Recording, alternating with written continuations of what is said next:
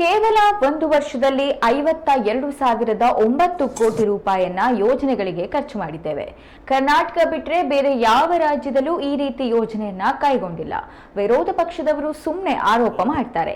ಅವರಿಗೆ ಆರೋಪ ಮಾಡೋದೇ ಕೆಲಸ ಆಗೋಗಿದೆ. ಇದೆಲ್ಲ ಕೇವಲ ಮುಖ್ಯಮಂತ್ರಿ ಸಿದ್ದರಾಮಯ್ಯ ಮತ್ತು ಉಪಮುಖ್ಯಮಂತ್ರಿ ಡಿ.ಕೆ. ಶಿವಕುಮಾರ್ ನೇತೃತ್ವದ ಸರ್ಕಾರದಿಂದ ಸಾಧ್ಯವಾಗಿದೆ. ಹೀಗಂತ ಸೊರಬದಲ್ಲಿ ಸಣ್ಣ ನೀರಾವರಿ ಸಚಿವ ಬೋಸರಾಜ್ ಮಾತಾಡಿದ್ದಾರೆ. ರೂಪಾಯಿ ನಾವು ಖರ್ಚು ಮಾಡಿದ್ವಿ. ಮಾರ್ಚ್ 31ನೇ ತಾರೀಖಿಗೆ ಈ ಒಂದು ವರ್ಷದ 360 ದಿವಸದಲ್ಲಿ ಈ ಯೋಜನೆಗಳ ಮುಖಾಂತರ 52,009 ಕೋಟಿ. ಇದರಲ್ಲಿ ಎಲ್ಲಾದರೂ ಭ್ರಷ್ಟಾಚಾರ ಇದೆ?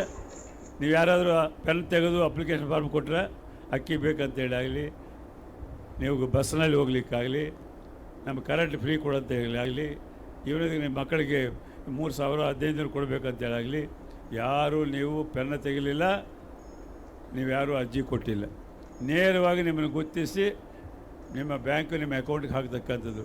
ಭ್ರಷ್ಟಾಚಾರಕ್ಕೆ ಒಂದು ಪೈಸೆ ಸಹಿತ ಈ 52,000 ಕೋಟಿಯಲ್ಲಿ ಅವಕಾಶ ಇಲ್ಲ. ವಿರೋಧ ಪಕ್ಷದವರು ಮಾತಾಡ್ತಾರೆ ಬೆಳಗ್ಗೆ ಸಾಯಂಕಾಲ ತನಕ ಭ್ರಷ್ಟಾಚಾರ ಭ್ರಷ್ಟಾಚಾರ ಭ್ರಷ್ಟಾಚಾರ ಅಂತ. 52,000 ಕೋಟಿ ಯೋಜನೆಗಳು ದೇಶದಲ್ಲಿ ಯಾವ ರಾಜ್ಯದಲ್ಲೂ ಯಾವ ಮುಖ್ಯಮಂತ್ರಿ ಯಾವ ಸರ್ಕಾರವೂ ಮಾಡಿಲ್ಲ.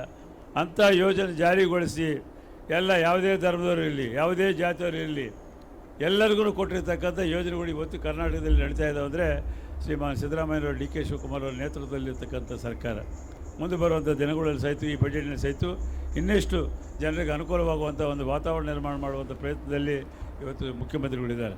ಹಾಗಾಗಿ ನಿಮ್ಮೆಲ್ಲ ಸದಾಕಾಲ ತಮ್ಮ ಆಶೀರ್ವಾದ ಈ ಸರ್ಕಾರದ ಮೇಲೆ, ತಮ್ಮ ಜನಪ್ರಿಯ ಶಾಸಕರಾಗಿರ್ತಕ್ಕಂಥ ಮಧು ಬಂಗಾರಪ್ಪ ಮೇಲೆ ಇರಲಿ ಅಂತೇಳಿ ನಾನು ಈ ಸಂದರ್ಭದಲ್ಲಿ ತಮಗೆ 9 ಕೋಟಿ ರೂಪಾಯಿ ನಾವು ಖರ್ಚು ಮಾಡಿ